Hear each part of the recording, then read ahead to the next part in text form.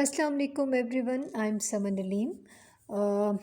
मैं जैसे कि पीपीसी पे बात कर रही थी, उसके बाद ACOS पे बात कर रही थी, TOCOS पे बात कर रही थी और मैंने आपको बताया कि आपने किस तरह से अपनी जो कंपेन है उसको आप लोगों ने नेगेटिव में जो है वो कन्वर्ट करना है और नेगेटिव की कंपेन आपने रन करनी है। तो बाज़ दफ़ा ऐसा हो जाता है कि सेलर्स जो होते हैं ना, वो अपनी कंपेन को जब देखते हैं कि कन्वर्जन नहीं आ रही तो वो उसे पॉज़ कर देते हैं कंपेन को, और अमेज़ॉन इस तरह से ये देख लेता है कि आपकी जो कंपेन है वो आप ठीक से रन नहीं कर पाए, तो आपने उसे पॉज़ कर दिया। अब जब आप अपनी कंपेन को पॉज़ कर देते हैं और फिर उसके बाद आप काफ़ी अर्से बाद दोबारा से उस कंपेन को रन करते हैं, तो फिर आपका जो पर क्लिक होता है ना, उसके चार्ज भी ज़्यादा बढ़ जाते हैं पहले की निस्बत। तो अपनी कंपेन को पॉज़ नहीं करना, उसको उसकी वजह से आपने बिल्कुल भी डिसहार्ट नहीं होना, बल्कि आपने उसको अच्छा मैनेज भी करना है और अपनी एक कॉस्ट जो है उसको आपने रिड्यूस भी करना है। और वो किस तरह से करना है, तो आज की इस वीडियो में मैं आपको ये स्ट्रेटजी जो है वो बताती हूँ। तो आप जैसा कि देख रहे हैं इस पेज पे कि हम लोग आ चुके हैं अपने सेलर सेंटर में, और यहाँ पर हम अपनी कैंपेन मैनेजर में आ चुके हैं। उसके बाद हम जो है अपना इसका फ़िल्टर कर रहे हैं एक्टिव स्टेटस को। हम उसी कैंपेन में जा रहे हैं जो अनेबल्ड है, हम उसी कैंपेन में जाएंगे। हम फ़िल्टर लगा रहे हैं यहाँ पे अपना। उसके बाद हम अपनी फ़िल्टर लगा के टारगेटिंग और इन चीज़ों को चूज़ करके हम यहाँ पे अप्लाई करते हैं।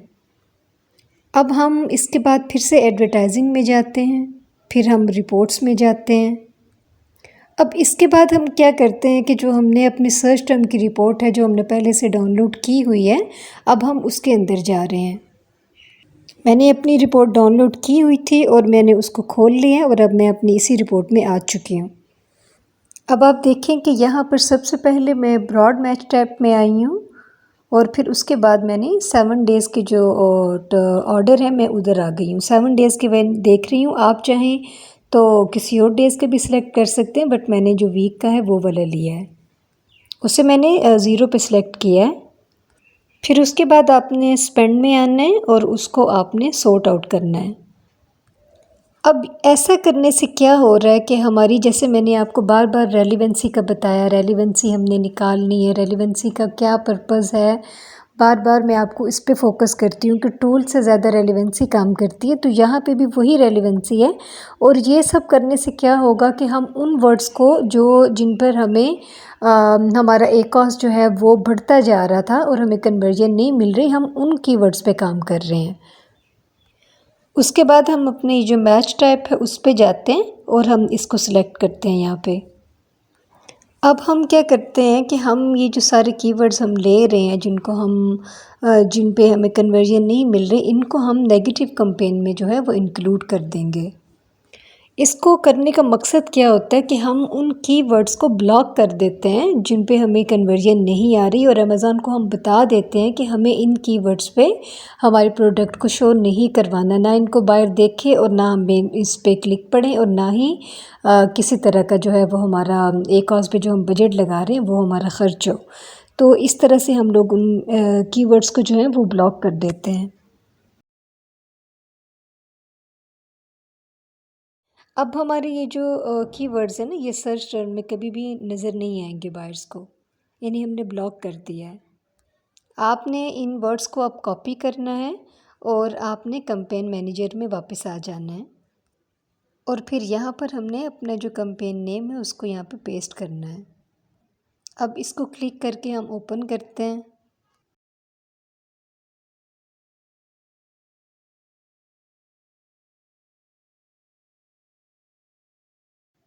और यहाँ पर आपने नेगेटिव कीवर्ड्स में जाना है, और ये जो आपको येलो कलर का बटन नज़र आ रहा है इसे हम क्लिक करते हैं, और इस तरह से हम जितने भी हमारे नेगेटिव का हमने जो डाटा जो है वो निकाला है सारा, वो हम यहाँ पे पेस्ट करते हैं।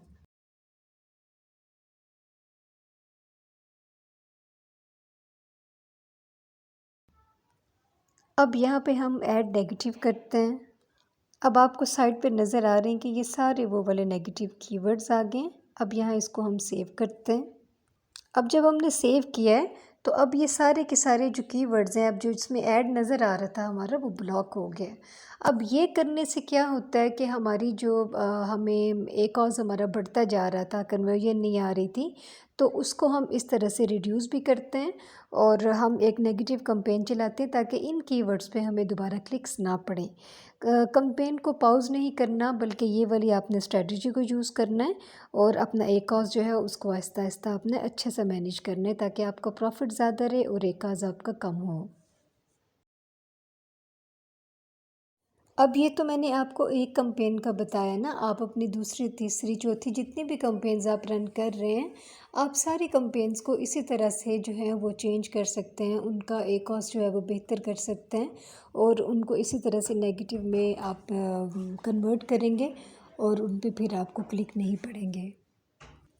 एक बात अपने माइंड में रखिएगा कि एडवर्टाइजिंग बहुत ज़्यादा ज़रूरी है। अगर आपको अपना प्रोडक्ट जो है उसको फर्स्ट पेज पे शो करवाना है तो आपको एडवर्टाइजिंग करनी पड़ेगी। उसके लिए आपको चार्ज वो पे भी करना पड़ेगा।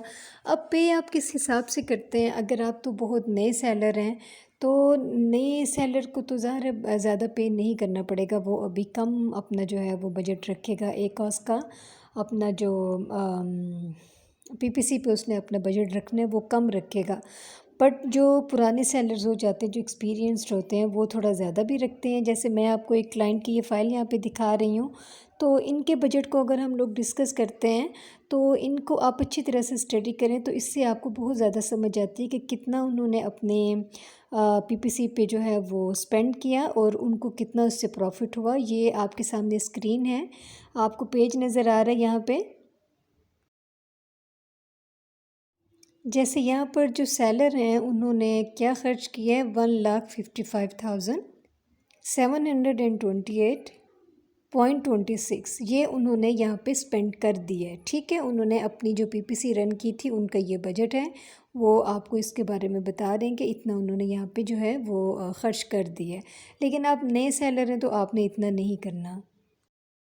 अब यहाँ पे जो उनकी सेल थी, सेल जनरेट जो उन्होंने की है उसका भी उन्होंने नंबर्स यहाँ पे मेंशन कर दिया हुआ है, जो कि आपको नज़र आ रहा है कि 12 लाख तक उनका जा चुका हुआ है। उन्होंने इतनी जो थी वो सेल जनरेट की है और उतना उन्होंने PPC पे जो है वो अपना ख़र्च किया है।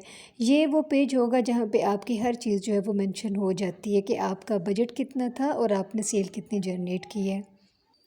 कितना अच्छा नंबर है ना उनका, उन्होंने जो सेल जनरेट की है उनका 12,47,878 और 0.76 ये उन्होंने सेल जनरेट की है और ये उनका जो है वो स्पेंड हुआ है।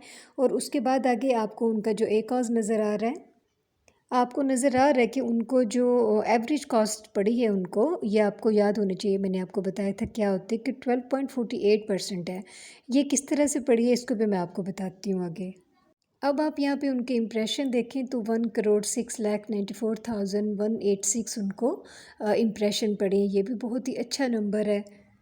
अब आप यहाँ पे आप उनका ROAS देखिए, रिटर्न ऑफ एड स्पेंड, जिनका मैंने आपको पहले भी बताया हुआ है, तो ये उनको कितना पड़ा है, 8.01।